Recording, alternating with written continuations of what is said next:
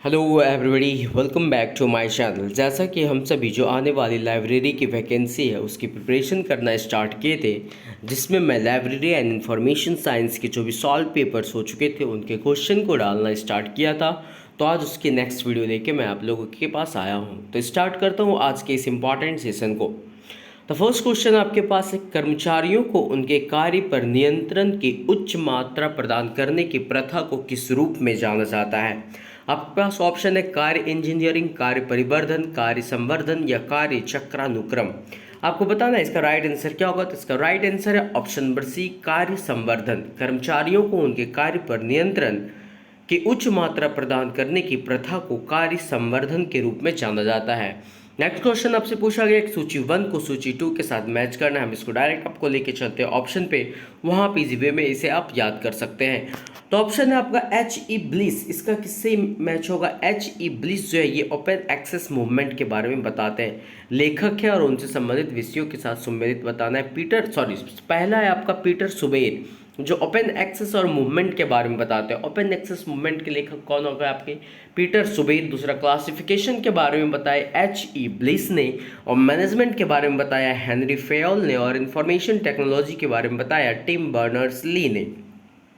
Information technology के बारे में कौन बताया? Tim Berners Lee. मैनेजमेंट के बारे में हेनरी फेयोल, क्लासिफिकेशन के बारे में एच ई ब्लिस, और ओपन एक्सेस मूवमेंट के बारे में पीटर सुबेर ने बताया। नेक्स्ट क्वेश्चन आपके पास है कि निम्नलिखित में से अभिप्रेरण संबंधी प्रबंधन सिद्धांत कौन से हैं? आपको बताना है इनमें से अभिप्रेरण संबंधी प्रबंधन सिद्धांत कौन से हैं। तो इसका राइट आंसर है ऑप्शन नंबर ए, यानी ए, बी एंड सी। आवश्यकताओं का मैस्लो का सिद्धांत, सेकेंड है ड्रकर का सिद्धांत, और थर्ड है एक्स और वाई का मैकग्रेकर का सिद्धांत। ये तीन सिद्धांत जो है वो अभिप्रेरण संबंध प्रबंधन सिद्धांत हैं। कौन कौन से? तो आवश्यकताओं का मैस्लो का सिद्धांत, ड्रकर का सिद्धांत, और एक्स और वाई का मैकग्रेकर का सिद्धांत। ये तीन सिद्धांत अभिप्रेरण संबंधी प्रबंधन सिद्धांत हैं। नेक्स्ट क्वेश्चन की ओर चलते हैं। नेक्स्ट क्वेश्चन, निम्न में से कौन कार्य विश्लेषण के लिए उपयोग है? आपको बताना है इनमें से कौन सा कार्य विश्लेषण के लिए उपयोग में है। आपके पास इसका राइट आंसर होगा ऑप्शन नंबर डी, यानी ए एंड सी। प्रक्रियाओं का सरलीकरण और विभिन्न प्रक्रियाओं में सुधार, ये दोनों के दोनों क्या है? तो कार्य विश्लेषण के लिए उपयोग है। प्रक्रियाओं का सरलीकरण और विभिन्न प्रक्रियाओं में सुधार, ये दो जो है कार्य विश्लेषण के लिए उपयोग में आते हैं, इसलिए राइट आंसर होगा ऑप्शन नंबर डी। इसके डिस्क्रिप्शन में सेम वही दिया है, प्रक्रियाओं का सरलीकरण और विभिन्न प्रक्रियाओं में सुधार कार्य विश्लेषण के लिए उपयोगी है। नेक्स्ट क्वेश्चन आपसे पूछा जा रहा है, फिर से आपको सूची 1 को सूची 2 के साथ मैच करना है। इसको हम डायरेक्ट आपको ऑप्शन की ओर लेके चलते हैं, वहाँ आप इजी वे में इसे कर पाएंगे। सूची 1 में आपको बताता है कि बाजार खंडीकरण को किसके साथ मैच होगा? तो उपयोक्ताओं की श्रेणी को बाजार खंडीकरण के साथ मैच करेंगे। बाजार खंडीकरण में उपयोक्ताओं की श्रेणी आएगा।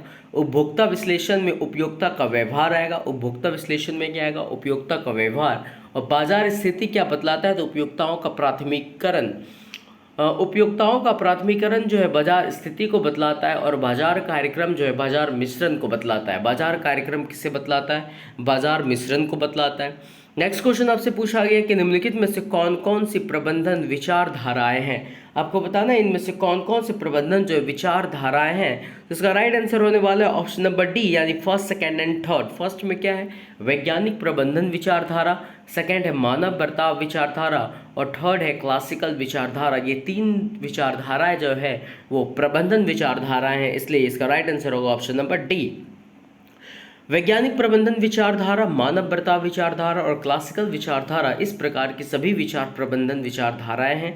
जबकि अधिकार विचारधारा का तात्पर्य ऐसा विचारधारा जिसमें पूर्णतः अधिकार से संबंधित होता है, इसलिए यह विचारधारा प्रबंधन में नहीं आ सकता है, क्योंकि यह अधिकार को महत्व देता है। इसलिए राइट आंसर क्या होगा? इसका ऑप्शन नंबर डी, जिसमें तीन होंगे, फर्स्ट, सेकंड एंड थर्ड, जो है आपका वैज्ञानिक प्रबंधन विचारधारा, मानव बर्ताव विचारधारा और क्लासिकल विचारधारा, ये तीनों प्रबंधन विचारधाराएं हैं। नेक्स्ट क्वेश्चन आपसे पूछा जा रहा है कि निम्नलिखित में से किसने मानव संबंध के सिद्धांत का प्रतिपादन किया? आपको बताना है। तो इसका राइट आंसर होगा option number B, Elton Mayo. Elton Mayo ने मानव संबंध के सिद्धांत का प्रतिपादन किया। एल्टन मेयो ने मानव संबंध के सिद्धांत का प्रतिपादन किया, जबकि रेनिस लाइकर्ट अमेरिका ने के एक प्रशासनात्मक और संगठनात्मक मनोवैज्ञानिक थे। इनकी किताब न्यू पैटर्न्स ऑफ मैनेजमेंट 1961 में आई थी। New patterns of management book किनकी थी? तो रेनिस लाइकर्ट अमेरिकन की बुक है जो 1961 में आई। नेक्स्ट क्वेश्चन आपसे पूछा गया, मानव संबंधों के प्रबंधन सिद्धांत को किसने प्रेरित किया था? तो इसका राइट आंसर है ऑप्शन नंबर बी, ई मेयो। प्रबंधन के मानवीय संबंध सिद्धांत ने 1920 की शुरुआत में औद्योगिक क्रांति के दौरान विकास शुरू किया। उस समय तक व्यवसाय का ध्यान केंद्रित थी। अब प्रोफेसर ई मेयो ने उत्पादकता के लिए लोगों के महत्व को साबित करने के लिए अपने प्रयोग को शुरू किया। मानव संबंधों के प्रबंधन सिद्धांत को किसने प्रेरित किया? तो ई मेयो ने प्रबंधित किया। अगर आपसे पूछा जाए मानव संबंधों के प्रबंधन सिद्धांत को किसने प्रेरित किया, तो ई मेयो ने किया 1920 में। नेक्स्ट क्वेश्चन है, निम्नलिखित में से कौन सा नियोजन का तत्व नहीं है? आपको बताना है इनमें से कौन सा नियोजन का तत्व नहीं है। तो परिणाम जो है वो नियोजन का तत्व नहीं है। अब नियोजन है क्या, उसे आप समझिए। प्लानिंग जिसे हम लोग कहते हैं, नियोजन प्रबंधन का प्रमुख कार्य है। यह एक बौद्धिक क्रिया है जिसमें किसी भी संस्था के निर्धारित लक्ष्यों की प्राप्ति के लिए नीतियों का चयन किया जाता है। नियोजन के अंतर्गत इस बात का पूर्व में ही निर्धारण कर लिया जाता है कि क्या करना है, कैसे करना है, और इस प्रकार नियोजन भविष्य को ध्यान में रखकर नीति बनाने की प्रक्रिया है। नेक्स्ट क्वेश्चन आपसे पूछा है, निम्नलिखित में से सूचना के मानव स्रोत कौन कौन से हैं? आपको बताना है कि इसमें से सूचना के मानव स्रोत कौन से हैं। इसमें ऑप्शन नंबर सी जो है, तो आपका ऑप्शन नंबर सी क्या कह रहा है? A and C only, A and C. Patent attorney और पुस्तकालय परामर्शदाता, ये दोनों जो है सूचना के मानव स्रोत हैं। पेटेंट अटॉर्नी और पुस्तकालय परामर्शदाता, ये दोनों क्या हैं? तो सूचना के मानव स्रोत हैं। इसके डिस्क्रिप्शन को आप समझिए। सूचना के मानव स्रोत पेटेंट अटॉर्नी और पुस्तकालय परामर्शदाता है। मानव संसाधन उन लोगों का समूह है जो किसी संगठन, व्यवसायिक क्षेत्र, उद्योग या अर्थव्यवस्था का कार्यबल बनाते हैं। एक संकीर्ण अवधारणा मानव पूंजी है वह ज्ञान जो व्यक्ति अवतार लेते हैं। इसी तरह की शर्तों में श्रम शक्ति, श्रम, कार्मिक सहयोगी या बस लोग शामिल हैं। नेक्स्ट क्वेश्चन आपसे पूछा गया, अभिकथन और तर्क है। आपको बताना है अभिकथन सही या फिर तर्क है। अभिकथन कहता है सफलता की सीढ़ी चढ़ने में प्रबंधन एक दक्षता है। तो जी हाँ, बिल्कुल ही सही है कि जो सफलता की सीढ़ी चढ़ने में प्रबंधन एक दक्षता है। तर्क कहता है नेतृत्व यह निर्धारित करता है कि क्या सीढ़ी सही दीवार से लगी है। तो हाँ, नेतृत्व इस चीज़ को डिसाइड करेगा क्या सीढ़ी सही दीवार से लगी हुई है। तो यहाँ पे अभिकथन और तर्क क्या है, दोनों के दोनों सही है। नेक्स्ट क्वेश्चन हम लोग देखते हैं कि निम्नलिखित में किसके मध्य प्रबंधकीय संप्रेषण समायोजित रहता है। आपको बताना है इनमें से किन के मध्य जो है मध्य प्रबंधकीय संप्रेषण समायोजित रहता है। तो इसका right answer option number C, A और बी दोनों के बीच, एक व्यक्ति से दूसरे व्यक्ति तक और व्यक्ति से समूह तक, दोनों के बीच ही मध्य प्रबंधकीय संप्रेषण समायोजित रहता है। इसके डिस्क्रिप्शन को आप समझिए। प्रबंधकीय संचार एक ऐसा कार्य है जो प्रबंधकों को एक दूसरे के साथ साथ संगठन के भीतर कर्मचारी के साथ संवाद करने में मदद करता है। संचार एक पार्टी में सूचना के हस्तांतरण में मदद करता है, जिसे प्रेषक भी कहा जाता है। पुस्तकालय प्रशासन एक पुस्तकालय के नियंत्रण और पर्यवेक्षण के लिए जिम्मेदार है और अच्छे संचार के बिना कार्य नहीं कर सकता है। इसलिए अगर आपसे क्वेश्चन पूछा जाए कि निम्नलिखित में से किसके मध्य प्रबंधकीय संप्रेषण समायोजित रहता है, तो एक व्यक्ति से दूसरे व्यक्ति तक और व्यक्ति से समूह तक, दोनों के बीच ही मध्य प्रबंधकीय संप्रेषण समायोजित रहता है। नेक्स्ट क्वेश्चन की ओर बढ़ते हैं। आपसे पूछा जा रहा है एस्प्रिट द कॉर्प्स से तात्पर्य है। एस्प्रिट द कॉर्प्स से क्या तात्पर्य है? तो इसका मतलब है team work. Esprit the corps का अर्थ है टीम स्पिरिट और टीम वर्क। यह सिद्धांत टीम के काम पर जोर देता है। यूनिटी इज स्ट्रेंथ इस सिद्धांत का सार है। स्पिरिट द कॉर्प्स का सार क्या है? Unity is strength. फेलो ने यह सुझाव दिया कि संगठन में एक टीम भावना होनी चाहिए और सभी कर्मचारियों को खुद को संगठन का सदस्य मानना चाहिए। संगठनों को टीम भावना और एकता को बढ़ावा देने का प्रयास करना चाहिए। तो इसलिए अगर आपसे पूछा जाए स्पिरिट द कॉर्प्स क्या है, तो यह एक प्रकार का टीम वर्क है। क्या है? ये टीम वर्क है। नेक्स्ट क्वेश्चन की ओर हम लोग चलते हैं। यहाँ पे कह रहा है LOCKSS, जिसका फुल फॉर्म है lots of copies keep stuff safe project was launched by LOCKSS, जिसका फुल फॉर्म क्या है? Lots of copies keep stuff safe project किसके द्वारा प्रारंभ किया गया था? तो इसका राइट आंसर है option number B. Option number B है स्टैनफोर्ड यूनिवर्सिटी विश्वविद्यालय के द्वारा। ये जो LOCKSS है ये स्टैनफोर्ड यूनिवर्सिटी विश्वविद्यालय के द्वारा क्या किया गया था? प्रारंभ किया गया था। अब ये है क्या, इसके बारे में आप समझिए एक बार ध्यान से। LOCKSS, जिसका full form lots of copies keep stuff से प्रोजेक्ट स्टैनफोर्ड यूनिवर्सिटी के द्वारा प्रारंभ किया गया था। स्टैनफोर्ड यूनिवर्सिटी के तत्वाधान में लॉकस बहुत सारी प्रतियां सुरक्षित रखे की तरह एक परियोजना एक सहकर्मी नेटवर्क है जो पुस्तकालय को इकट्ठा करने, संरक्षित करने और उनके पाठकों को पहुंच प्रदान करने के लिए एक खुला स्रोत प्रणाली विकसित और समर्थन करता है। वेब पर प्रकाशित सामग्री, इसका मुख्य लक्षण डिजिटल संरक्षण है। क्लॉक्स नाम की एक ऐसी परियोजना नियंत्रित लॉकस एक कर मुक्त नॉट फॉर प्रॉफिट संगठन है जो एक निदेशक मंडल द्वारा शासित है जो लाइब्रेरियन और प्रकाशकों से बना है। क्लॉक्स हो गया, लॉक्स तकनीक पर चलता है। क्लॉक्स जो है वो लॉक्स तकनीक पर चलता है। OCLC क्या है, जिसका फुल फॉर्म है ऑनलाइन कंप्यूटर लाइब्रेरी सेंटर, जिसकी स्थापना 1967 में किया गया, जो DDC पर आधारित एक ऑनलाइन वर्गीकरण है जिसे वेब डेवे भी कहा जाता है। नेक्स्ट क्वेश्चन आपसे पूछा गया, आपको बताना है कि साइमन के फ्लो चार्ट के संगठक तत्व क्या है जो प्रबंधन प्रणाली के घटक होते हैं। तो इसका राइट आंसर होने जा रहा है ऑप्शन नंबर ए यानी ABND, आयोजन, कर्मचारी योजना और नव प्रवर्तन। आयोजन, कर्मचारी योजना और नव प्रवर्तन ये साइमन के फ्लो चार्ट के संगठक तत्व हैं जो प्रबंधन प्रणाली के घटक होते हैं। नेक्स्ट क्वेश्चन की ओर हम लोग चलते हैं। तो नेक्स्ट क्वेश्चन है, डगलस मैकग्रेगर को डैश के लिए जाना जाता है। आपको बताना है डगलस मैकग्रेगर को किस चीज के लिए जाना जाता है। तो XY सिद्धांत के लिए डगलस मैकग्रेगर को जाना जाता है XY सिद्धांत के लिए। अब XY सिद्धांत क्या है इसके बारे में आप समझिए। थ्योरी X और थ्योरी Y मानव कार्य प्रेरणा और प्रबंधन के सिद्धांत हैं। वे डगलस मैकग्रेगर द्वारा बनाए गए थे जब वे 1950 के दशक में MIT Sloan school of management में कार्य कर रहे थे और 1960 के दशक में विकसित हुआ। मैकग्रेगर का कार्य अब्राहम मास्लो के कामों के साथ प्रेरणा सिद्धांत में निहित था। थ्योरी X ऊंचा पर्यवेक्षण, बाहरी पुरस्कार और दंड के महत्व को समझता है, जबकि थ्योरी Y नौकरी की संतुष्टि की प्रेरक भूमिका पर प्रकाश डालती है और श्रमिकों को प्रत्यक्ष पर्यवेक्षण में कार्य करने के लिए प्रोत्साहित करती है। नेक्स्ट क्वेश्चन आपसे पूछा गया, वैज्ञानिक प्रबंधन स्कूल का जनक किसे कहा जाता है। तो इसका right answer option number D, FW Taylor को।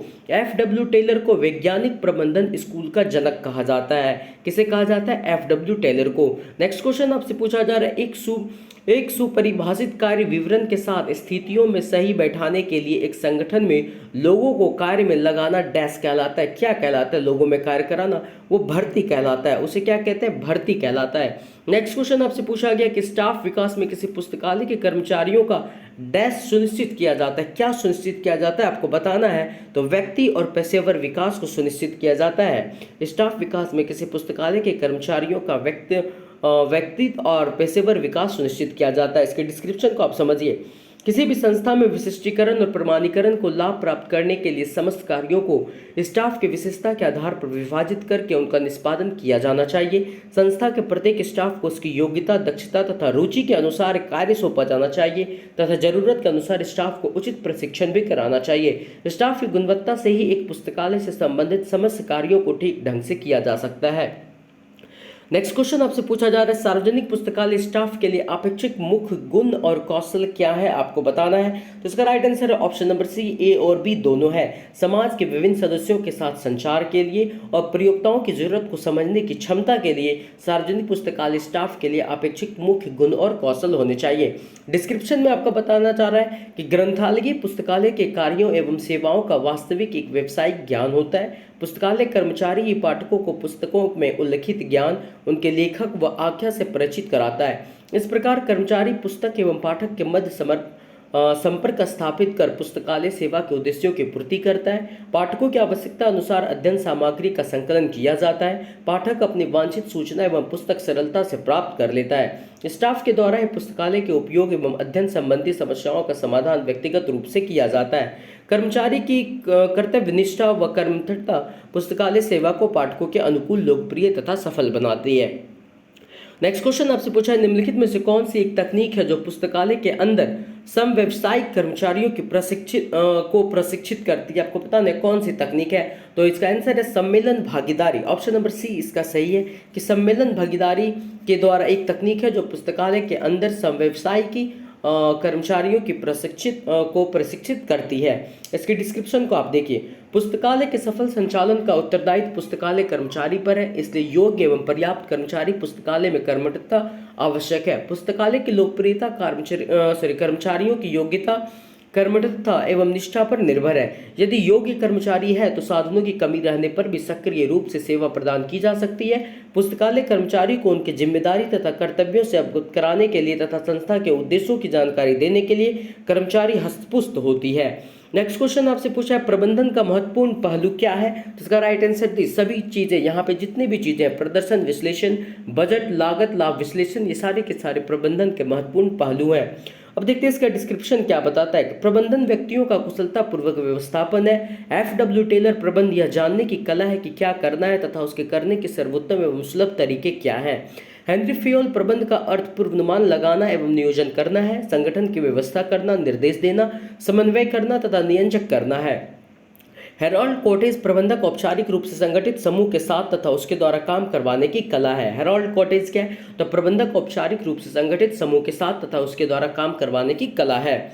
नेक्स्ट क्वेश्चन देखते हैं पुस्तकालय के भीतर पेशेवर कर्मियों को प्रशिक्षण देने के लिए इनमें से किस तकनीक का इस्तेमाल किया गया है, तो इसका राइट आंसर होगा ऑप्शन नंबर ए, काम का चक्रीकरण। पुस्तकालय के भीतर पेशेवर कर्मियों को प्रशिक्षण देने के लिए इनमें से काम का चक्रीकरण का इस्तेमाल किया जाता है। नेक्स्ट क्वेश्चन आपसे पूछा गया ज्ञान प्रबंधन से क्या तात्पर्य है, तो इसका राइट आंसर है ऑप्शन नंबर सी, इसमें सूचना प्रबंधन की सारी गतिविधियां के साथ साथ कुछ और खास गतिविधियां भी शामिल है। ज्ञान प्रबंधन का तात्पर्य क्या है कि सूचना प्रबंधन की सारी गतिविधियां के साथ साथ कुछ और खास गतिविधियां भी शामिल है। ज्ञान प्रबंधन के बारे में आप समझिए, ज्ञान प्रबंधन के अंतर्गत वे सारे कार्य आते हैं जो संस्थाओं द्वारा ज्ञान को पहचानने, उसके सृजन करने, उसे सम्यक रूप से प्रदर्शित करने तथा उसके विवरण से संबंध रखते हैं। ज्ञान प्रबंधन मूल्य बनाने और सामरिक और रणनीतिक आवश्यकताओं को पूरा करने के उद्देश्य से एक संगठन की ज्ञान संपत्ति का व्यवस्थित प्रबंधन है। इनमें उन प्रक्रियाओं, रणनीतियों और प्रणालियों का समावेश होता है जो भंडारण, मूल्यांकन, साझा कर, शोधन और ज्ञान के सृजन को बढ़ाती है। नेक्स्ट क्वेश्चन की ओर बढ़ते हैं कि शब्द अधिश्रृंखला इनमें से किससे जुड़ा है। आपको बताना है शब्द अधिश्रृंखला इनमें से किससे जुड़ा हुआ है, इसका राइट आंसर है गैंग प्लांक से। अधिश्रृंखला जो है गैंग प्लांक से जुड़ा हुआ है। जब दो अधीनस्थ या समान स्तर के कर्मचारी सूचनाओं का आदान प्रदान करना चाहते हैं तो स्केलर चेन के माध्यम से होने वाले संचार में देरी हो सकती है। इस प्रकार फेयोल ने देरी से बचने के लिए एक ही समय में दो अधीनस्थों के बीच सीधे संचार की अनुमति देने के लिए गैंग प्लांक की अवधारणा का सुझाव दिया। किसने दिया था, तो फेयोल ने। नेक्स्ट क्वेश्चन है समय समय पर कर्मचारियों के काम का मूल्यांकन करने की तकनीक को क्या कहा जाता है, तो इस तकनीक को प्रदर्शन मूल्यांकन कहा जाता है। क्या कहा जाता है, प्रदर्शन मूल्यांकन। नेक्स्ट क्वेश्चन आपसे पूछा जा रहा है मानव संसाधन योजना के विधियों एवं तकनीकों में सम्मिलित है। आपको बताना है क्या क्या सम्मिलित है मानव संसाधन योजना के विधियों एवं तकनीक में। इसका राइट आंसर है ऑप्शन नंबर सी। सी में कह रहा है आपका फर्स्ट, सेकंड एंड फोर्थ। सी में क्या है, फर्स्ट, सेकंड एंड फोर्थ, यानी चयन एवं भर्ती, प्रवेश एवं स्थान और निष्पादन एवं मूल्यांकन। मानव संसाधन योजना की विधियों एवं तकनीक में चयन एवं भर्ती, प्रवेश एवं स्थान और निष्पादन और मूल्यांकन तकनीक होना चाहिए। नेक्स्ट क्वेश्चन आपसे पूछा है पुस्तकालय पदानुक्रम में कौन सा प्रबंधन स्तर नीतियों का कार्यान्वयन के लिए उत्तरदायी है, तो इसका राइट आंसर है ऑप्शन नंबर ए, मध्यम स्तर। पुस्तकालय पदानुक्रम में कौन सा प्रबंधन स्तर नीतियों के कार्यान्वयन के लिए उत्तरदायी है, तो मध्यम स्तर उत्तरदायी है। नेक्स्ट क्वेश्चन आपसे पूछा जा रहा है निम्नलिखित नेतृत्व शैलियों में से कौन परिवर्तन प्रबंधन के साथ प्रयास एवं सम्मिलित हेतु उपयुक्त है, आपको बताना है। तो इसका right answer option number C, और सी में क्या है, सेकंड एंड फोर, यानी कि प्रबंधन की प्रणालियां और प्रबंधन की प्रणालियां और प्रबंधन ही नेतृत्व शैलियों में से परिवर्तन प्रबंधन के साथ प्रयास एवं सम्मिलित हेतु उपयुक्त है। नेक्स्ट क्वेश्चन आपसे पूछा कौन से कमीशन ने महाविद्यालय के कुल बजट का 10% पुस्तकालय विकास के लिए सिफारिश की है, आपको बताना है कौन सा कमीशन, तो कमीशन था कोठारी कमीशन। कौन सा कमीशन था, कोठारी कमीशन ने यह प्रस्तावना लाया था। कोठारी आयोग का गठन 14 जुलाई 1964 को किया गया था। इसके अध्यक्ष दौलत सिंह कोठारी थे, जो 6 जुलाई 1906 में जन्म हुआ और 4 फरवरी 1993 में इनका निधन हुआ। इस आयोग में एक सदस्य सचिव, एक सहयोगी सचिव और 15 सदस्यों से आयोग बना था। कोठारी आयोग ने शिक्षा बजट का 6.5 से 10% पुस्तकालय के खर्च के लिए सुझाव दिया। यह 25 रुपये प्रति छात्र तथा 300 रुपये प्रति शिक्षक के सूत्र की अनुशंसा की। आयोग ने 29 जून 1966 को 287 पेज की रिपोर्ट तत्कालीन शिक्षा मंत्री MC चगल को प्रस्तुत की थी। नेक्स्ट क्वेश्चन है निम्न में से पीपीबीएस बजट निर्माण की एक विधि है का विकास प्रतिपादन किसने किया, आपको बताना है। तो इसका राइट आंसर है RS मैकनामरा। RS मैकनमरा ने PPBS विकास प्रतिपादन को किया था। यह है क्या? तो PPBS इसका फुल फॉर्म है प्लानिंग प्रोग्रामिंग बजटिंग सिस्टम को पहली बार 1961 में रॉबर्ट मैकनमास द्वारा संयुक्त राज्य अमेरिका में रक्षा विभाग में पेश किया गया था। नेक्स्ट क्वेश्चन आपसे पूछा गया, पूर्व वर्ष के बजट को बिना ध्यान में रखे पुस्तकालय की बजट की तैयारी को किस रूप में जाना जाता है? आपको यह बताना है। तो पूर्व वर्ष के बजट के इसका राइट आंसर होगा ऑप्शन नंबर ए, जिसे हम लोग शून्य आधारित बजट कहते हैं। क्या कहते हैं उसे? शून्य आधारित बजट। अब शून्य आधारित बजट क्या है समझिए। शून्य आधारित बजट का विचार पीटर फिर की देन है, जो 1970 के दशक में पीटर फायर द्वारा विकसित शून्य आधारित बजट प्रत्येक बजट अवधि की शुरुआत में एक शून्य आधार से शुरू होता है। नेक्स्ट क्वेश्चन आपसे पूछा, बजट निर्माण के निम्नलिखित में से किस विधि में कार्यक्रम उद्देश्य एवं परिणामों के मापन की पहचान पर बल दिया जाता है? तो ऑप्शन नंबर डी इसका सही है, PPBS। बजट निर्माण की निम्नलिखित में से किस विधि में? तो PPBS विधि में कार्यक्रम उद्देश्य एवं परिणामों के मापन की पहचान पर बल दिया जाता है। PPBS क्या है? तो planning programming and budgeting system विधि में कार्यक्रम उद्देश्य एवं परिणामों के मापन की पहचान पर बल दिया जाता है। PPBS एक प्रमुख कार्यक्रम के प्राथमिकताओं और रणनीतियों की स्थापना के लिए संसाधन की एक जटिलता की पहचान, लागत और असाइन करने के लिए एक योजना और बजट प्रक्रिया में कई तकनीकों का एकीकरण है। तत्काल वित्तीय वर्ष के भीतर यह लंबी अवधि में खर्च और उपलब्धियों से है। ZBB क्या है? तो जीरो बेस्ड बजट है। जीरो बेस्ड बजट बनाने के लिए एक विधि है जिसमें सभी खर्चों को प्रत्येक नई अवधि के लिए उचित और अनुमोदित किया जाना चाहिए। 1970 के दशक में पीटर फायर द्वारा विकसित शून्य आधारित बजट प्रत्येक बजट अवधि की शुरुआत में एक शून्य आधार से शुरू होता है।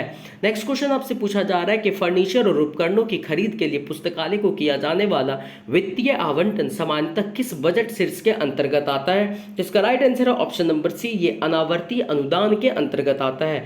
किसके अंतर्गत आता है? अनावर्ती अनुदान के अंतर्गत आता है। नेक्स्ट क्वेश्चन पूछा जा रहा है, उत्पादों सामग्री या सेवाओं के लिए व्यय लाभों द्वारा उचित सिद्ध होता है या नहीं? इसका अध्ययन तथा मूल्यांकन करने की व्यवस्थित पद्धति तथा प्रक्रिया क्या है? तो इसका राइट आंसर है लागत प्रभावी विश्लेषण। लागत प्रभावी विश्लेषण प्रक्रिया के द्वारा उत्पादों सामग्री या सेवाओं के लिए व्यय लाभों द्वारा उचित सिद्ध होता है या नहीं, इसका अध्ययन तथा मूल्यांकन करने की व्यवस्थित पद्धति है।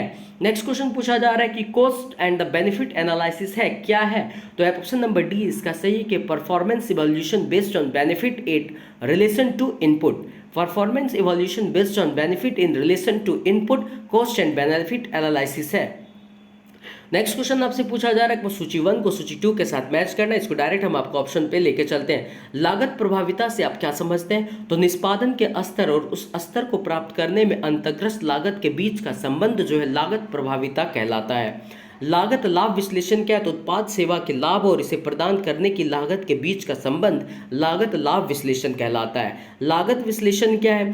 तो संगठन द्वारा प्रदत्त उत्पाद और सेवा की लागत को लागत विश्लेषण कहा जाता है। इकाई लागत क्या है? तो उप प्रणाली की आवंटित लागत को इसके प्रचालन की वास्तविक संख्या से विभाजित द्वारा निर्धारित लागत को इकाई लागत कहा जाता है। समझ में आ रहा है आपको लागत प्रभाविता क्या है? तो निष्पादन के स्तर उस स्तर को प्राप्त करने में अंतर्ग्रस्त लागत के बीच का संबंध लागत प्रभाविता कहलाता है। उत्पादन सेवा के लाभ और इसे प्रदान करने की लागत के बीच का संबंध लागत लाभ विश्लेषण कहलाता है। संगठन द्वारा प्रदत्त उत्पाद सेवा की लागत लागत विश्लेषण कहलाता है। और इकाई लागत क्या कहलाता है? तो उप प्रणाली की आवंटित लागत को इसके प्रचालन की वास्तविक संख्या से विभाजित द्वारा निर्धारित इकाई लागत कहलाता है। नेक्स्ट क्वेश्चन आपसे पूछा जा रहा है, बजटिंग की पद्धति जिसका संबंध जो कुछ घट चुका है से नहीं है किंतु यह भविष्य की आवश्यकताओं से अधिक जुड़ी हुई है, इसे किस रूप में जाना जाता है? आपको ये बताना है। तो इसका राइट आंसर होने वाला है ऑप्शन नंबर सी, जिसे हम लोग शून्य आधारित बजट कहते हैं। बजटिंग की पद्धति जिसका संबंध जो कुछ घट चुका है से नहीं है किंतु यह भविष्य की आवश्यकताओं से अधिक जुड़ी हुई है, इसे किस रूप में जाना जाता है? इसे शून्य आधारित बजट के रूप में जाना जाता है। नेक्स्ट क्वेश्चन हम लोग देखते हैं कि PPBS क्या है। PPBS के बारे में बताया क्या है? तो यह एक बजटिंग टेक्निक है, बजट बनाने की तकनीक है ये PPBS के बारे में आप अभी जस्ट पढ़ चुके हैं। नेक्स्ट क्वेश्चन की ओर देखते हैं कि यदि एक पुस्तकालय बजट इसकी परवाह नहीं करता है कि पूर्व में क्या हुआ और पर वर्तमान गतिविधियों पर जोर देता है तो वह उसे क्या समझा जाएगा, इसे आप बताना है। इसे हम लोग शून्य आधारित बजट कहते हैं। यदि एक पुस्तकालय बजट इसकी परवाह नहीं करता है कि पूर्व में क्या हुआ, पर वर्तमान गतिविधियों पर जोर दे रहा है, तो उसे शून्य आधारित बजट कहेंगे। अब इस शून्य आधारित बजट जो 1970 के प्रारंभिक दशक में पीटर फिर द्वारा विकसित इस विधि का विकास किया गया था। यह ऐतिहासिक बजट से पूरी तरह से सर्वदा भिन्न प्रविधि है तथा इसमें पुराने बजट को पूरी तरह से नजरअंदाज किया जाता है और नए बजट का निर्माण शून्य से शुरू किया जाता है। इसी कारण इसे शून्य बजट भी कहा जाता है। नेक्स्ट क्वेश्चन पूछा गया, एक निश्चित समयावधि में एक संस्था के आंकलित राजस्व और व्यय का वित्तीय विवरण क्या कहलाता है, तो इसे हम लोग बजट कहते हैं। एक निश्चित समयावधि में एक संस्था के आंकलित राजस्व और व्यय का वित्तीय विवरण बजट कहलाता है। नेक्स्ट क्वेश्चन पूछा जा रहा है, प्लानिंग प्रोग्रामिंग बजटिंग सिस्टम को विस्तारित किया गया है, तो इसे बी रैंड कॉर्पोरेशन के द्वारा विकसित किया गया। रैंड कॉर्पोरेशन ने ही प्लानिंग प्रोग्रामिंग बजटिंग सिस्टम को विस्तार किया था। अब इसे आप एक बार समझ के इस चीज को पूरा, क्या है ये बजट निर्माण। बजट निर्माण की यह विधि सर्वप्रथम USDOD 1961 द्वारा प्रस्तावित की गई। इस विधि को दो मूल तत्व बजट निर्माण तथा प्रणाली विश्लेषण है। इस विधि का प्रोग्राम बजटिंग तथा परफॉर्मेंस बजटिंग दोनों की ही एक विशेषताओं को सम्मिलित करके बनाया गया। इस विधि का केंद्र बिंदु योजना पर आधारित है। यह विधि पुस्तकालय के उद्देश्यों एवं लक्ष्यों को लेकर प्रारंभ होती है तथा प्रोग्रामों एवं सेवाओं की स्थापना पर समाप्त होती है। यह विधि नियोजन गतिविधियों कार्यक्रम तथा सेवाओं इत्यादि को साकार परियोजनाओं में अनुवादित करने के कार्यों को संयुक्त करती है और अंत में आवश्यकताओं को बजटीय पदों में प्रस्तुत करती है। तो अगर आपसे पूछा जाए क्वेश्चन में कि प्लानिंग प्रोग्रामिंग बजटिंग सिस्टम को विस्तारित किया गया तो किसके द्वारा, तो रैंड कॉर्पोरेशन के द्वारा यह विस्तारित किया गया। नेक्स्ट क्वेश्चन आपसे पूछा गया, ग्रंथालय का बजट किस वर्ष के लिए तैयार किया जाता है, आपको बताना है। तो आगामी वर्ष हेतु अगले वर्ष के लिए ग्रंथालय का बजट वर्ष तैयार किया जाता है। ग्रंथालय का जो बजट है किस वर्ष के लिए तैयार किया जाता है, तो आगामी वर्ष हेतु यह बजट तैयार किया जाता है। बजट एक फ्रांसीसी भाषा के शब्द बजूटे से व्युत्पन्न है। विल्सन एवं टावर के अनुसार बजट एक निश्चित समय के लिए किसी संस्था के अनुमानित आय व व्यय का वित्तीय लेखा है। ऑक्सफोर्ड डिक्शनरी के अनुसार बजट पुस्तकालय के राजस्व और व्यय का वार्षिक अनुमान है। पुस्तकालय का बजट आगामी वर्ष के लिए तैयार किया जाता है। नेक्स्ट क्वेश्चन आपसे पूछा जा रहा है, निम्न में से कौन बजट बनाने की विधि नहीं है, आपको बताना है इनमें से कौन सी बजट बनाने की विधि नहीं है। तो इसका राइट आंसर है क्रॉस्ड बजट। क्रॉस्ड बजट जो है किसी भी बजट बनाने की विधि नहीं है। इसके डिस्क्रिप्शन को आप एक बार देखिए। लाइन और आइटम बजट क्या है, यह समान प्रकार का बजट होता है जिसमें व्यय कीमतों को विस्तृत भागों में विभाजित कर दिया जाता है और फिर उन्हें पुनः उपवर्गों में विभाजित कर दिया जाता है, जैसे वेतन, जिल्दबंदी, पुस्तकें, उपकरण आदि। जीरो बेस्ड बजट क्या है, तो शून्य आधारित बजट का विचार पीटर फिर की देन है, जो 1970 के दशक में पीटर फायर द्वारा विकसित शून्य आधारित बजट प्रत्येक बजट अवधि की शुरुआत में एक शून्य आधार से शुरू होता है। भले ही पुस्तकालय के पास पहले कितना ही पैसा हो, पर इसमें नए सिरे से बजट तैयार किया जाता है। नेक्स्ट क्वेश्चन आपसे पूछा गया कि योजना कार्यक्रम बजट प्रणाली संबंधित है, किससे संबंधित है, आपको बताना है। तो इसका राइट आंसर है बजट से। योजना कार्यक्रम बजट प्रणाली जो है बजट से संबंधित है। नेक्स्ट क्वेश्चन पूछा जा रहा है कि अधिकृत रूप से आय और व्यय प्रवाह के व्यवस्थित रखरखाव को क्या कहा जाता है, जिसे लेखांकन कहा जाता है। लेखांकन जिसे व्यापार की भाषा कहा जाता है, लेखांकन जिसे व्यापार की भाषा कहा जाता है, एक संगठन की आर्थिक गतिविधियां के परिणामी को मापता है और निवेशकों, लेनदारों, प्रबंधन और नियामकों सहित विभिन्न उपयोगकर्ताओं को यह जानकारी देता है। लेखांकन के चिकित्सकों को लेखाकार के रूप में जाना जाता है। लेखा और वित्तीय रिपोर्टिंग शब्द अक्सर समानार्थक शब्द के रूप में उपयोग किए जाते हैं। लेखांकन को वित्तीय लेखांकन, प्रबंधन लेखांकन, बाहरी लेखा परीक्षा, कर लेखांकन, लागत लेखांकन सहित कई क्षेत्रों में विभाजित किया जा सकता है। तो अगर क्वेश्चन पूछा जाए अधिकृत रूप से आय और व्यय प्रवाह के व्यवस्थित रखरखाव को क्या कहा जाता है, तो इसे लेखांकन कहा जाता है। नेक्स्ट क्वेश्चन पूछा है कब शून्य आधारित बजट सर्वप्रथम तैयार किया गया था, तो 1970 में। 1970 में प्रथम बार शून्य आधारित बजट सर्वप्रथम तैयार किया गया। शून्य आधारित बजट का विचार पीटर फिर के देन है। 1970 में पीटर फायर द्वारा विकसित शून्य आधारित बजट प्रत्येक बजट अवधि की शुरुआत में एक शून्य आधार से शुरू होता है। एक संगठन के भीतर हर फंक्शन की जरूरतों और लागतों का विश्लेषण करता है, तदनुसार धन आवंटित किया जाता है। भले ही पहले कितना पैसा हो, इसमें नए सिरे से बजट तैयार किया जाता है। नेक्स्ट क्वेश्चन आपसे पूछा जा रहा है पीपीबीएस तकनीक का विकास किसके द्वारा हुआ, तो रैंड कॉर्पोरेशन के द्वारा पीपीबीएस तकनीक का विकास हुआ। पीपीबीएस के बारे में आप जानते हैं, एक बार फिर से मैं बताता हूँ। इसका full form planning programming budgeting system है, को पहली बार 1961 में रॉबर्ट मैकनमास द्वारा संयुक्त राज्य अमेरिका में रक्षा विभाग में पेश किया गया था। यह एक बजट बनाने की तकनीक है। इसका संबंध विस्तृत सूचना की आवश्यकता से है। पीपीबीएस एक एकीकृत प्रबंधन प्रणाली है जो कार्यक्रम निर्णय लेने के लिए विश्लेषण के उपयोग पर जोर देती है। पीपीबीएस का उद्देश्य कार्यक्रम निर्णय के लिए एक बेहतर विश्लेषणात्मक आधार के साथ प्रबंधन प्रदान करना और नियोजन, प्रोग्रामिंग और बजट कार्यों के एकीकरण के माध्यम से ऐसे निर्णयों को संचालन में लाना है।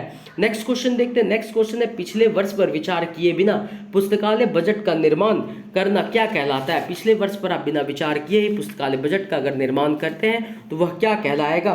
तो उसे हम लोग कहेंगे शून्य आधारित बजट। उसे क्या कहेंगे? उसे शून्य आधारित बजट कहा जाएगा। नेक्स्ट क्वेश्चन है, विशेष पुस्तकालय बजट का अधिकांश भाग किस पर खर्च किया जाता है? तो आपके ऑप्शन है भवन, फर्नीचर, पत्रिका और पुस्तक। आपको बताना है किस पर खर्च किया जाता है, तो उसका राइट आंसर है पत्रिका पर। पुस्तकालय का बजट का अधिकांश भाग पत्रिकाओं को खरीदने में खर्च किया जाता है, क्योंकि यह प्रत्येक महीने में खरीदना पड़ता है, जबकि भवन, फर्नीचर और पुस्तकों पर वर्ष में एक बार बजट का प्रयोग किया जाता है। नेक्स्ट क्वेश्चन है आपके पास कि सामान्य वित्तीय नियमावली भारत के नियम 194 डैश पर दिशा निर्देश देता है। जिसका राइट आंसर है option number A, physical verification of library books पर दिशा निर्देश देता है। ये किस पे निर्देश देता है? तो physical verification of library books, यानी पुस्तकालय की पुस्तकों पर वास्तविक सत्यापन पर निर्देश देता है। कौन सा? तो सामान्य वित्तीय नियमावली, जिसे हम लोग जीएफआर कहते हैं। जीएफआर क्या है, इसे समझिए। इसका फुल फॉर्म है जनरल फाइनेंशियल रूल्स, एक सामान्य प्रावधानों का संग्रह है। यह सामान्य वित्तीय नियम 1947 में जारी किए गए थे। जीएफआर का नियम 194 पुस्तकालय की पुस्तकों का वास्तविक सत्यापन से संबंधित दिशा निर्देश दिए गए हैं। ये दिशा निर्देश निम्नलिखित है। पुस्तकालय में पुस्तकों की संख्या 20,000 से कम होने पर पुस्तक का भौतिक सत्यापन प्रत्येक साल किया जाना चाहिए। दूसरा, यदि पुस्तकों की संख्या 20,000 से 50,000 तक होने पर भौतिक सत्यापन में 3 से अधिक सालों का अंतराल नहीं होना चाहिए। एक वर्ष में 1000 खंड की पुस्तकों के प्रति 5 खंडों की हानि के रूप में ली जा सकती है।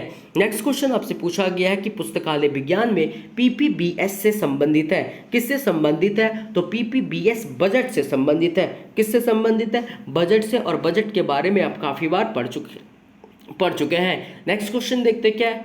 तो नेक्स्ट क्वेश्चन आपसे अभिकथन और क्या है, तो तर्क आपको बताना है। अभिकथन कहता है कि पुस्तकालय को लगातार मूल्यांकन की आवश्यकता है। अभिकथन क्या कह रहा है? पुस्तकालय को लगातार मूल्यांकन की आवश्यकता है। तो जी हाँ, बिल्कुल, इसे लगातार मूल्यांकन की जरूरत पड़ती है। कारण है सार्वजनिक बजट पर आर्थिक दबाव है। तो हाँ, सार्वजनिक जो बजट तैयार होती है उस पर आर्थिक दबाव भी होती है, इसलिए आपका अभिकथन और तर्क दोनों ही सही है। नेक्स्ट क्वेश्चन की ओर देखते हैं। आपको मैच करना है सूची 1 को सूची 2 के साथ। इसे हम क्या करते हैं, आपको डायरेक्ट ऑप्शन पे लेके चलते हैं, वहां से आप इजी में समझ पाएंगे। तो फर्स्ट सूची 1 में आपका है बजटीय तकनीक, और इसकी बजटीय तकनीक की सीमाएं हैं। बजटीय तकनीक में पंक्ति, इसकी सीमाएं क्या है? भविष्य की सलाह नहीं होगी। बजटीय तकनीक में अगर है फॉर्मूला तो यह परिवर्तन की अनुमति नहीं है। पीपीबीएस बजटीय तकनीक में विस्तृत सूचना की आवश्यकताएं होती है, और जीरो बेस्ड बजट में अधिक समय लगना चाहिए। जीरो बेस्ड बजट में बजटीय तकनीक की सीमा क्या है? तो अधिक समय लग सकता है। पीपीबीएस में विस्तृत सूचना की आवश्यकता होती है। फॉर्मूला बजटीय तकनीक में परिवर्तन की अनुमति नहीं है, और पंक्ति बजटीय तकनीक में भविष्य की सलाह नहीं है। नेक्स्ट क्वेश्चन है, आपको फिर से सूची 1 को सूची 2 के साथ मैच करना है। इसे हम आपको डायरेक्ट ऑप्शन पे लेके चलते हैं। ऑप्शन में आपका क्या दिया हुआ है? इंडसेट AICTI। यह क्या है? यह एक मुक्त सूची है। इसे आप मिला दिया किसके साथ? यह एक मुक्त है।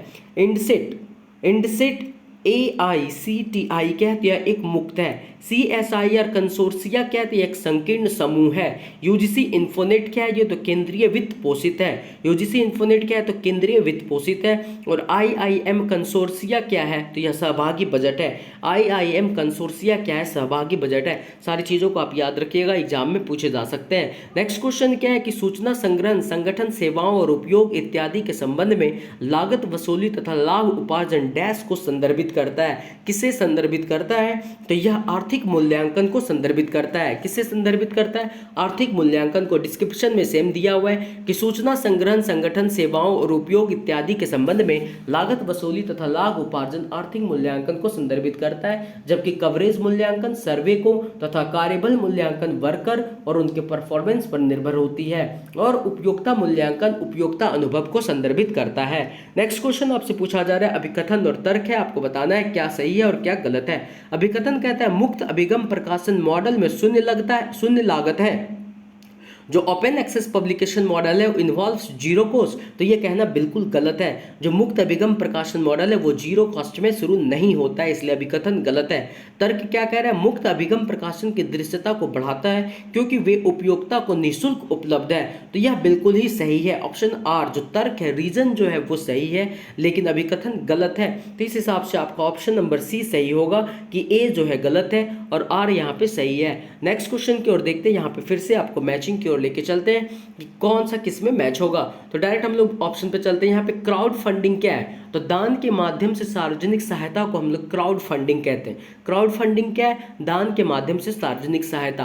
क्राउड सोर्सिंग क्या है, तो वित्तीय व्यवरोधों के कारण प्राथमिकताओं का पुनः निर्धारण क्राउड सोर्सिंग कहलाता है। वित्तीय व्यवरोधों के कारण प्राथमिकताओं का पुनः निर्धारण क्राउड सोर्सिंग कहलाता है। हाथी ट्रस्ट क्या है, तो डिजिटल संसाधनों का सहयोगात्मक विशाल संग्रहण को हाथी ट्रस्ट कहते हैं। हाथी ट्रस्ट क्या है, तो डिजिटल संसाधनों का सहयोगात्मक विशाल संग्रहण है। और सामाजिक एवं सांस्कृतिक हब्स क्या है, तो ज्ञान के प्रसार का सहयोगात्मक वातावरण को हम लोग सामाजिक एवं सांस्कृतिक हब्स कहते हैं। नेक्स्ट क्वेश्चन देखते हैं क्या है, तो पिछले वर्ष पर विचार किए बिना पुस्तकालय बजट का निर्माण क्या कहलाता है। ये काफ़ी बार पढ़ चुका है, जिसे हम लोग शून्य आधारित बजट कहते हैं। नेक्स्ट क्वेश्चन क्या है, तो विशेष पुस्तकालय बजट का अधिकांश भाग किस पर खर्च किया जाता है, तो इसका राइट आंसर है पत्रिका पर। किस पर खर्च किया जाता है, पत्रिका पर। नेक्स्ट क्वेश्चन है क्या, thank you sorry next question है आपके पास कि निम्नलिखित में से मार्केटिंग मिक्स का उत्पादन कौन सा है। निम्नलिखित में से मार्केटिंग मिक्स का उत्पादन कौन सा है, तो इसका राइट आंसर है पदार्थ। कौन सा है, तो पदार्थ है। इसकी डिस्क्रिप्शन को एक बार देखिए। पदार्थ जो मार्केटिंग मिक्स का उत्पादन है। शब्द मार्केटिंग मिक्स व्यवसायों के लिए साहिक रूप से उत्पाद मूल्य स्थान और प्रचार के आसपास केंद्रित है। मार्केटिंग मिक्स को मार्केटिंग टूल्स के सेट के रूप में परिभाषित किया गया है जो फर्म लक्ष्य बाजार में अपने मार्केटिंग उद्देश्य का आगे बढ़ाने के लिए उपयोग करता है। तो अगर आपसे पूछा जाए कि निम्नलिखित में से मार्केटिंग मिक्स का उत्पादन कौन सा है, तो पदार्थ जो है मार्केटिंग मिक्स का उत्पादन है। नेक्स्ट क्वेश्चन पूछा जा रहा है पुस्तकालय प्रबंध का कौन सा स्तर नीतियों को कार्यान्वित करने के लिए उत्तरदायी है, तो इसका राइट आंसर ऑप्शन नंबर मध्यम स्तर। पुस्तकालय प्रबंध का मध्यम स्तर जो है स्तर नीतियों को कार्यान्वित करने के लिए उत्तरदायी है। नेक्स्ट क्वेश्चन आपसे पूछा जा रहा है प्रबंध विज्ञान और शोध प्रविधियां किस विधि द्वारा बनते हैं, तो इसका राइट आंसर है आसवन विधि द्वारा। किस विधि द्वारा बनते हैं, आसवन विधि द्वारा ये बनते हैं। नेक्स्ट क्वेश्चन आपसे है कि PERT का पूरा नाम क्या है। PERT का पूरा नाम है प्रोग्राम इवोल्यूशन रिव्यू तकनीक। PERT का पूरा नाम क्या है, प्रोग्राम इवोल्यूशन रिव्यू तकनीक। ये है क्या, तो प्रबंधन में उपयोग किए जाने वाला एक सांख्यिकी उपकरण है जिसे किसी दिए गए प्रोजेक्ट को पूरा करने में शामिल कार्यों का विश्लेषण और प्रतिनिधित्व करने के लिए डिजाइन किया गया था। PERT को 1957-58 में पहली बार संयुक्त राज्य अमेरिका की नौसेना द्वारा विकसित किया गया था। तो PERT का फुल फॉर्म क्या है, program evolution and review technique. Next question क्या है कि CPMA में निम्नलिखित में से कौन सा पथ महत्वपूर्ण है। CPM में कौन सा पथ महत्वपूर्ण है, तो इसका राइट आंसर है सबसे लंबा पथ। इसमें जो सबसे लंबा पथ है वह महत्वपूर्ण है, इसलिए ऑप्शन नंबर बी इसका सही है। CPM क्या है, इसे जानिए। CPM का फुल फॉर्म है क्रिटिकल पाथ मेथड में सबसे लंबा पथ महत्वपूर्ण है। महत्वपूर्ण पथ पद्धति क्या है, तो यह महत्वपूर्ण पथ विश्लेषण CPA एल्गोरिथम के लिए समय निर्धारण परियोजना की गतिविधियों का एक सेट है। यह आमतौर पर कार्यक्रम मूल्यांकन और समीक्षा तकनीक के साथ संयोजन में उपयोग किया जाता है। एक महत्वपूर्ण पथ निर्भर गतिविधियां की सबसे लंबी अवधि की पहचान करके और उन्हें शुरू से अंत तक पूरा करने के लिए आवश्यक समय को मापने के द्वारा निर्धारित किया जाता है। नेक्स्ट क्वेश्चन आपको फिर से मैच करना है, सूची 1 को सूची 2 के साथ मैच करना है। तो हम इसे ले चलते हैं आपको डायरेक्ट ऑप्शन की ओर कि जो मैकग्रेगर सिद्धांत X क्या बतलाता है, तो निर्णयन में कार्मिकों की सहभागिता बताता है। मैकग्रेगर का X सिद्धांत जो है निर्णयन में कार्मिकों की सहभागिता बताता है और मैकग्रेगर का Y सिद्धांत कम बाह्य नियंत्रण को बताता है। Y सिद्धांत जो है कम बाह्य नियंत्रण को बताता है। यूनिटी ऑफ कमांड जो है तमाम शक्तियों एक व्यक्ति के पास हो उसे यूनिटी ऑफ कमांड कहते हैं। और समय एवं लागत एक प्रकार का क्या है, तो ये PERT है और PERT का फुल फॉर्म अभी आपने जस्ट पढ़ा था, program evolution and review technique है। ये समय एवं लागत को बचाता है। नेक्स्ट क्वेश्चन आपसे पूछा जा रहा है कि गुलिक के द्वारा दिए गए प्रबंध कार्य ये है योजना, संगठन, कार्मिक समन्वय, निर्देशन और इनमें से कौन सा है आप बताइए। जिसका राइट आंसर है ऑप्शन नंबर ए, प्रतिवेदन एवं बजट तैयार करना। यानी गुल्क के द्वारा दिए गए प्रबंध कार्य कौन कौन से हैं, तो योजना, संगठन, कार्मिक समन्वय, निर्देशन और प्रतिवेदन एवं बजट तैयार करना। नेक्स्ट क्वेश्चन आपके पास है, अधिकतम आउटपुट प्राप्त करने के लिए निम्नलिखित में से कौन सा उद्देश्य है, तो मैनेजमेंट इसका उद्देश्य है अधिकतम आउटपुट प्राप्त करने के लिए। प्रबंधन एक ऐसी प्रक्रिया है जो संगठन के लक्ष्य तथा उद्देश्य की प्राप्ति के लिए कार्य करता है। WF ग्लेविक के अनुसार संस्था के उद्देश्यों की प्राप्ति के लिए मानवीय एवं भौतिक संसाधनों का प्रभावकारी उपयोग ही प्रबंधन है। हेनरी फेयोल के अनुसार प्रबंधन का आशय पूर्वानुमान लगाना एवं योजना बनाना, संगठित करना, निर्देश देना तथा नियंत्रित करना है। अर्थात प्रबंधन नियोजन, संगठन, निर्देशन तथा नियंत्रण की एक ऐसी प्रक्रिया है जिसके द्वारा संस्था के भौतिक संसाधनों एवं मानवीय प्रयासों में इस प्रकार समन्वय स्थापित किया जा सकता है जिससे कि संस्था के लक्ष्यों एवं उद्देश्यों की पूर्ति की जा सके। नेक्स्ट क्वेश्चन आपसे पूछा जा रहा है, CPM method was given by. CPM method किसके द्वारा दिया गया था, तो यह केली एवं वालकर के द्वारा दिया गया था। किसके द्वारा, केली एवं वालकर के द्वारा। नेक्स्ट क्वेश्चन आपसे पूछा गया, आदेश देने का अधिकार और आज्ञाकारिता सटीक करने की शक्ति के रूप में जाना जाता है। किस रूप में जाना जाता है, तो यह प्राधिकार के रूप में जाना जाता है, ऑथोरिटी के रूप में जाना जाता है। आदेश देने का अधिकार और आज्ञाकारिता सटीक करने की शक्ति किस रूप में जाना जाता है, तो प्राधिकार के रूप में जाना जाता है। हेनरी फेयोल के अनुसार आदेश देने का अधिकार और आज्ञाकारिता सटीक करने की शक्ति के रूप में जाना जाता है। Authority is nothing but the rights और the powers with the executives which the organisation provides then with the aim of accomplishment of certain common organisation goal. Next question आपसे पूछा जा रहा है, सूचना प्रबंध प्रणाली द्वारा सूचना प्रदान की जाती है। क्या चीज प्रदान की जाती है, तो इसका राइट आंसर है ए, डिसीजन मेकिंग, निर्णय करने के लिए। सूचना प्रबंध प्रणाली द्वारा निर्णय करने के लिए सूचना प्रदान की जाती है।